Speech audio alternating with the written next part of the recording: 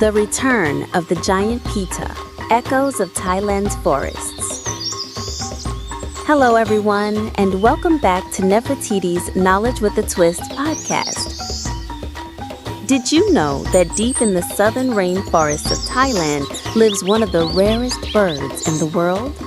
For a long time, people thought it might already be gone forever, but recently it has been seen again. Yes, I'm talking about the giant Pitta, a bird so rare and mysterious that it's often called the jewel of the forest. Its dazzling feathers shine in shades of bright blue, deep navy, and black, making it one of the most stunning birds on Earth. Its call is unforgettable too. The giant Pitta sings with a rhythm that sounds like "tao tao lao lao," which is where its Thai name comes from.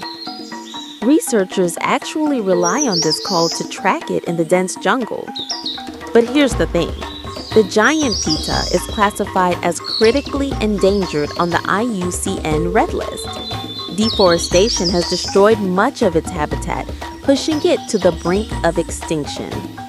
And yet, birdwatchers from all over the world now travel to Thailand, to provinces like Ranong, Phang Nga, and Chumphon, hoping to catch just one glimpse of this elusive bird. For local communities, it's become a powerful symbol of ecotourism and conservation. So the return of the giant Pitta isn't just about finding a rare bird, it's a message of hope. It tells us that nature can recover if we give it the chance. This bird is more than a rare species. It's a reminder of why protecting forests and ecosystems matters. Even though it's still endangered, its reappearance sparks new hope.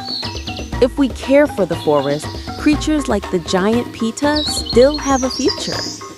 Just imagine it, its song echoing through the jungle, not just a bird's call, but a voice reminding us to take better care of our planet. Because the world is vast, and nature still has wonders waiting to be discovered. Thanks for learning with me. This is Nefertytie, and I'll see you next time.